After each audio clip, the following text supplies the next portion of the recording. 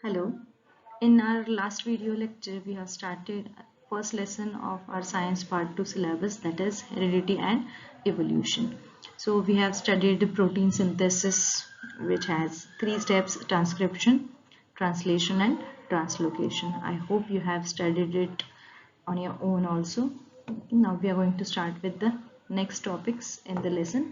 So today's first topic is mutation. So mutation is nothing but sudden changes occur in the genes. So we know that the characteristics, when they are transferred from one generation to next generation, they are transferred through the genes. Genetic characters are transferred through genes. If there are some changes in the genes, it is called as mutation. Now changes means what? So changes means any nucleotide. We know that chromosomes, and the chromosomes, they are made up of DNA. There are genes, there are sequences of the nucleotides. So if any nucleotide changes its position, then it can cause a mutation. There will be a change, that is called as mutation. The mutation can be minor or major. It can be anything. The mutation means change in the genes, and its effect can be minor or major. For example, the genetic disorders like sickle cell anemia, it is major effect of mutation. And sickle cell anemia is caused due to mutation, means change in the gene. So we have seen it in, we have studied it in ninth standard. Okay, so look through diagram. That is, this given is the main sequence where this fourth nucleotide C, T, G, these three nucleotides are replaced by G, A, T, and this is called as mutation. So this minor change in the nucleotide can cause minor or major any type of changes, and those changes are mutations. So mutations are changes in, sudden changes in genes. So mutation म्हणजे change, jeans मधले changes. सो jeans मधले changes म्हणजे काय, तर जे DNA असतात, डीएनएचा जो sequence असतो तेच आपण त्याला जीन्स म्हणतो. सो त्या सिक्वेन्समध्ये ते न्यूक्लिओटाइडनी जर त्याची पोझिशन चेंज केली, जर ते रिप्लेस झाले, पोझिशन चेंज केली, तर त्याचा इफेक्ट हा काही वेगळा असू शकतो. मायनर चेंजेस अकर होऊ शकतात एका जनरेशन थ्रू नेक्स्ट जनरेशन, किंवा त्याचा मेजर इफेक्टही असू शकतो, मेजर चेंजेसही घडू शकतात. सो मेजर चेंजेस म्हणजे सिकल सेल ॲनिमिया हा डिसीज, जेनेटिक डिसऑर्डर ही, आणि ती अशा टाईपच्या चेंजेसमुळे, म्हणजे जीन्समध्ये काही झालेल्या चेंजेसमुळे ती होतो तो डिसीज. सो सिकल सेल ॲनिमिया. आणि ही डायग्राम मध्ये दाखवलंय की हा जो सिक्वेन्स आहे CTG, हा sequence it is replaced by GAT. हे GA काय आपल्याला ते सगळं माहिती आहे. Okay, now next topic we are going to study is evolution. So as we listen to this word, the first diagram came in our mind, that is, so this picture comes in our mind, right? So this is about human evolution. So how the human is evolved from monkeys. This is a well-known story to us, how they are evolved from monkeys. So how they are evolved, this picture shows the human evolution. So from that we can define it like a gradual change occurring in living organisms over a long duration. So human is evolved from monkey not within some years. It took many years, that we are going to, many means lakhs and crores of years, to develop a human being, today's human being, from a monkey. So that we are going to say in detail. So gradual change, gradual means slow change occurring in living organisms over long duration. Okay, and study of evolution, it involves, so here there is only the figure shows human evolution, but evolution study or evolution is not only about humans, it is about the whole universe, that is changes in the stars, planets, biosphere on earth, etc. So we are in the biosphere, we are part of biosphere on the earth. So plants, animals, so they are also evolved. Stars, planets, they are also evolved. The study of evolution contains consists of changes in stars, planet, biosphere on Earth, etc. And one more definition of evolution is formation of new species, right? So formation of new species due to changes in specific characters of several generations of living organisms as a response to natural selection. So formation of new species, Naveen species तयार झाल्या कोणत्याही ॲनिमल्सच्या. इथे आपण humans example बघतोय. Due to कशामुळे, तर ते काही स्पेसिफिक चेंजेस घडत गेले, त्यांचे कॅरेक्टर्स बदलत गेले आणि आधीपेक्षा ज्या नवीन तयार झाल्या त्या पूर्णपणे वेगळ्या स्पेसीज होत्या या लिव्हिंग ऑर्गॅनिझम्स. इथे आता आपण ह्युमन्स एक्झाम्पल बघतोय, असं सगळ्यांच्या बाबतीत आहे. ॲज रिस्पॉन्स टू, आणि हे कशाच्या रिस्पॉन्समध्ये झालं, नॅचरल सिलेक्शन. जी जी नॅचरल सिलेक्शनचं तेही आपण डिटेलमध्ये बघणार आहोत पुढे, प्रॉपर थेअरी. सो नॅचरल सिलेक्शननुसार त्यांच्या कॅरेक्टरिस्टिक्स ज्या गरजेच्या आहेत त्या डेव्हलप होत गेल्या. जसं उदाहरणार्थ जी गरजेची नाही ती टेल जी आहे टेल ती डिसअपियर झाली ह्युमनमध्ये. Okay, so gradual change over long duration and formation of new species due to changes in specific characters of several generations of living organisms as a response to natural selection. So these are the definitions of evolution. Now theory of evolution. So does the evolution occur? How did the evolution occur? So let us see. So this is the first living thing on the earth, that is protoplasm. So first living thing developed in the ocean, that is protoplasm. So protoplasm is nothing but living part of the cell. So first one cell was developed. So one cell, its living part, that is cytoplasm and nucleus, which is surrounded by plasma membrane, that is called as protoplasm. Cytoplasm plus nucleus, the living part of the cell, and that was the first living thing observed on. Theory of evolution says that was the first thing on earth. Then after that, in many years, unicellular organisms developed. Just like you can see, the unicellular organisms like amoeba, paramecium. So those type of unicellular, having single cell organisms were developed. And then from that, through many years, after many years, through gradual changes, the large number of more complex organisms, living organisms were developed. Here I have shown animals, plants are also developed. Okay, so first living material is protoplasm, that is living part of cell surrounded by plasma membrane. Here it is shown in ocean. Then from that, unicellular organisms were developed, and from unicellular organisms, large and more complex, the word is hidden behind this recording. So living organisms, larger and more complex organisms were developed. Okay, and this took 300 crore years for this much of development of large and more complex animals from protoplasm. Okay, so this is the theory of evolution. So you can read the topic from the lesson, from the textbook. Okay, so now there are some evidences, proofs, that's from which we have came to the idea that the evolution, there must be some evolution. So we are going to study the 6 evidences, and the first one is morphological evidence, which will be proof, which is proof of evolution. How can we say that? We were not there at that time to see, so how it is developed and why it is developed. So the study of evolution has many proofs, and we are going to study 6 proofs in this lesson. So this is morphological evidence. Now morphology means study of form and structure. Morphology, branch of morphology, means study of which studies form and structure. So for example, now first look at these four animals.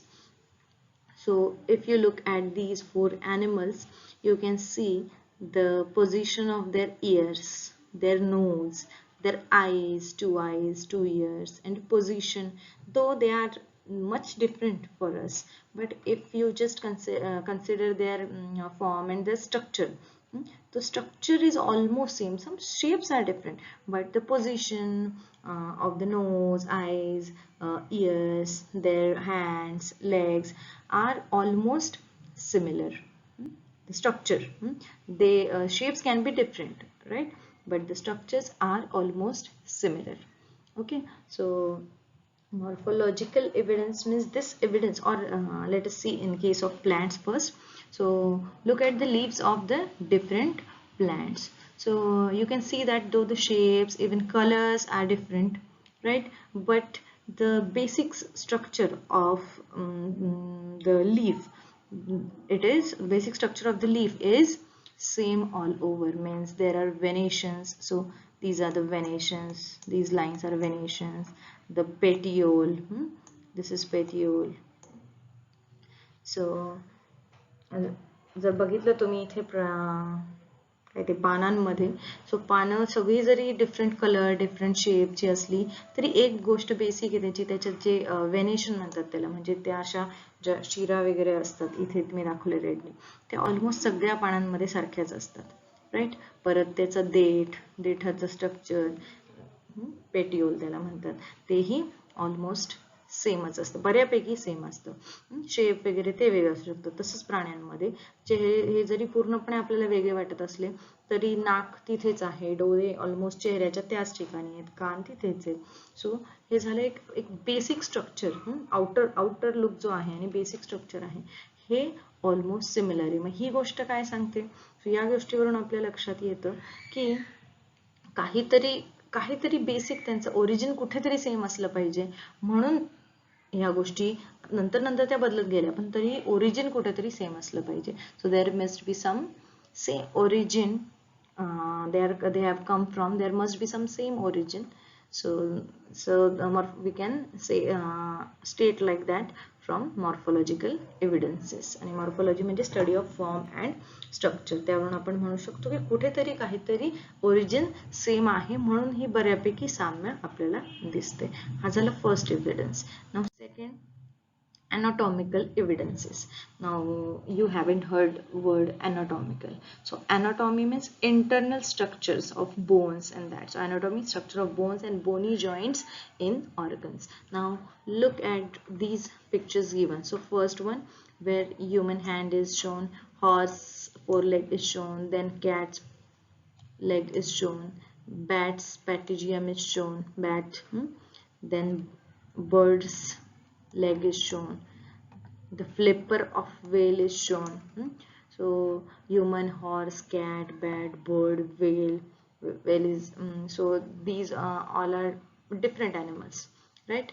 But as you can see that these joints everywhere, there is one thing common, that is though the structures are little bit different as per their adaptation, as per their lifestyle, but the basic joints, for example the joints of bones are almost similar. Structure of the joints, even here they are almost similar. Every joint is almost similar. So so how the humans and you can see human hand and cat's this leg are almost similar internally, but externally we can see they are totally different. So anatomy means structure of bones and bony joints in organs, and these are the different animals and their anatomical pictures.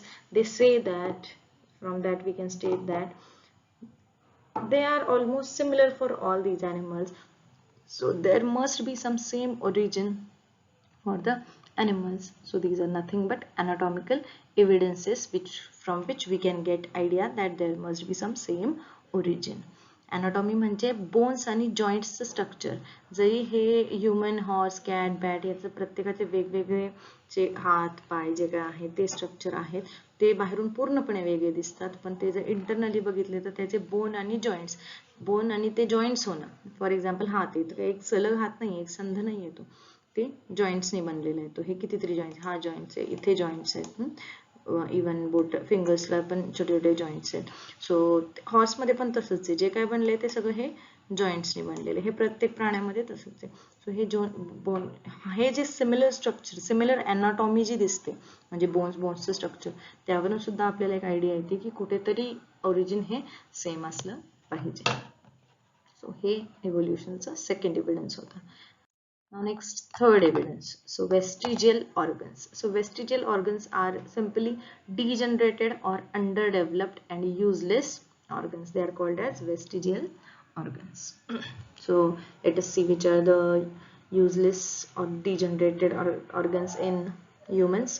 So first one is appendix.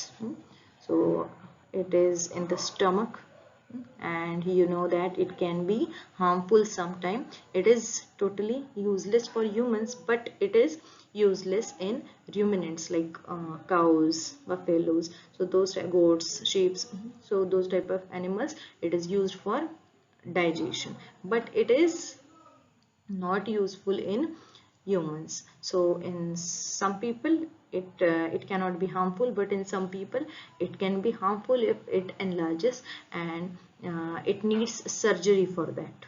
Okay, so this is the first degenerated organ, that is appendix. It is shown here near large intestine. Next is tailbone, that is coccyx. So there is tailbone, which is the proof of having proof of tail in humans. So we all know this. So that is remains of the tailbone. Third one is ear muscles. So the muscles near the ear, which are actually not useful to the humans, they are useful in the ear muscles are useful in monkeys. Next, the wisdom teeth, which are not necessary, but they are there. Wisdom teeth are there, so they are useless organs. So these are the vestigial organs. So vestigial organs are the organs which are degenerated by many what can we say, generations. So they must be present in the body for some use, but after some time or after some years, after some many generations, they proved to be useless and they got degenerated naturally, but some are still present in the body, and those give the evidence of which are useful. And for example, I said appendix is useful in humans, it is present in humans, it is also present in ruminants, but it is useful there, it is useless in humans. So both possess appendix. Monkeys and human both possess ear muscles, right? But they are useful in monkeys, useless in humans. So this evidence also says that there must be some same origin, or human must, for example, appendix must be useful, might be useful in older days in humans, but now as it is developed, it is degenerated. Okay, so degenerated, J degenerate झालेत organs, म्हणजे ज्याचा use नाही राहिलेला, जे कमी होत गेले naturally, ते म्हणजे बॉडीमधून नष्ट होत गेले, आणि किंवा नष्ट होत गेल्यापेक्षा राहिले, म्हणजे काही पार्टमध्ये ते राहिले पण त्याचा युजफुलनेस काही नाही, ते त्याचा यूज काही नाही, आणि किंवा अंडर डेव्हलप, पूर्ण त्याची डेव्हलपमेंट झाली नाही, अशा टाईपचे ऑर्गन्स. फॉर एक्झाम्पल पहिला आहे अपेंडिक्स, ज्याचा ह्युमनमध्ये काही उपयोग नाहीये, पण त्याच अपेंडिक्सचा उपयोग हा रुमिनंट्समध्ये डायजेशनसाठी, रुमिनंट्स म्हणजे कॅट्स, शीप्स अशा प्राण्यांमध्ये डायजेशनसाठी होतो. त्यांच्यामध्ये प्रेझेंट आहे, ह्युमनमध्ये सुद्धा आहे, म्हणजे काहीतरी कुठेतरी ओरिजिन सेम आहे. जसं टेलबोन, इयर मसल्स युजफुल आहेत मंकीजमध्ये, ह्युमनमध्ये प्रेझेंट आहेत पण त्याचा काही यूज नाही. विजडम टीथ काही यूज नाही आहे vestigial organ. So this is the first this is the third evidence of evolution. Next, fourth one, connecting links. So connecting links means, for example, look at the center, the peripatus, this organism shown here, peripatus, this actually have segmented body, thin cuticle and parapodia. These are the structures, parapodia like structures, leg like structures. So segmented body is segmented, thin cuticle, the covering, thin covering, parapodia like structure, and tracheal respiration type is tracheal and open circulatory system. So this organism have characters similar to two different types of animals. One is, these are the first, these three characteristics are same like annelida. Annelida means worms and all that, and these are tracheal respiration, open circulatory system. These are the characteristics which are same as arthropods. So for example, arthropods include cockroach, crab, spider, prawns, etc., etc. There are many organisms. I just have taken some images, and we are going to study these classes, annelida, arthropods, what are they, what are their characteristics in detail in animal classification lesson, 6th lesson. So annelida is one phylum, you can say class right now. So annelida is one group of animals that it is called as annelida, having similar characteristics.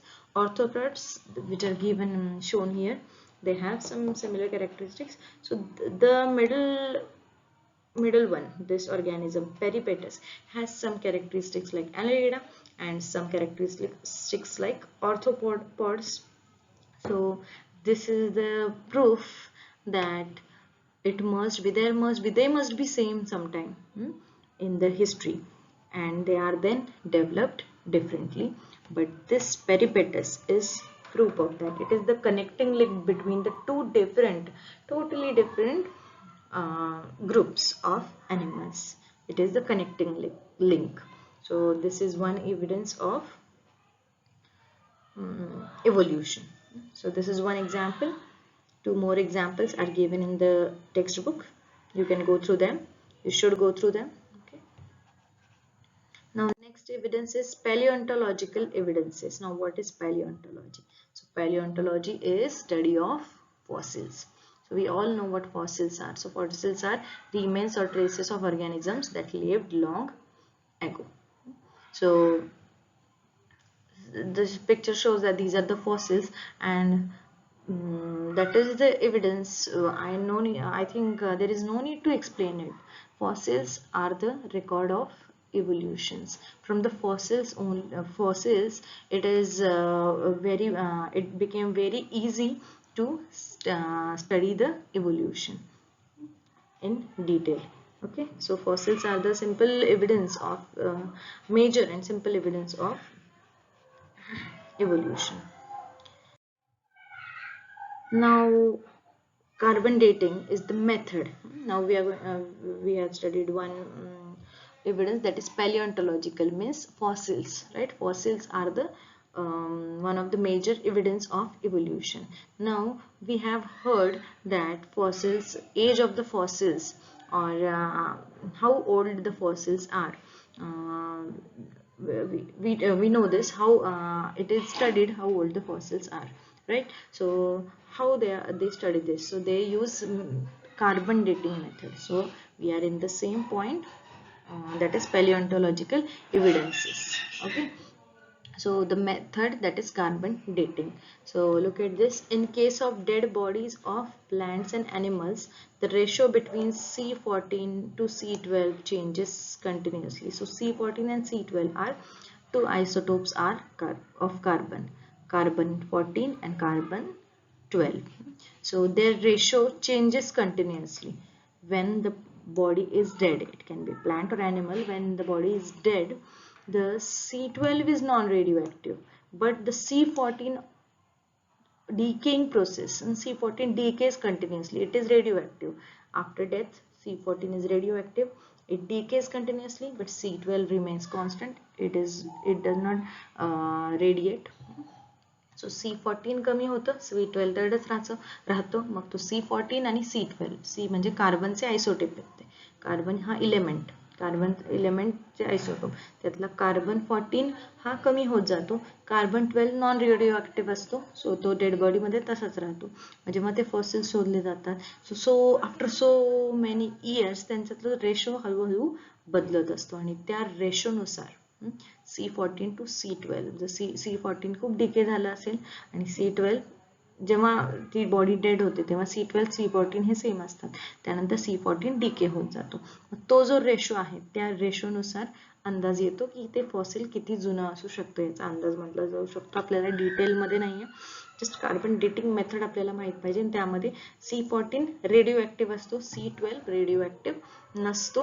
त्यामुळे त्यांच्यातला ratio हा change होतो. एक तसाच राहतो, दुसरा by the years तो कमी होत जातो. म्हटल्यावर जो रेशो आहे ओरिजिनली ते सेम असतात, म्हणजे जेव्हा बॉडी डेड होते आणि तो बदलत जातो. सो त्याच्यावरून अंदाज येतो. The time passed since the death of plant or animal can be calculated by measuring the radioactivity of C14 and ratio of C14 to C12 present in their body. Okay. Now the sixth evidence is embryological evidences. So embryos which are being developed in the womb of the mother, they are shown here. Different stages are shown here. Look at the first stage, this stage.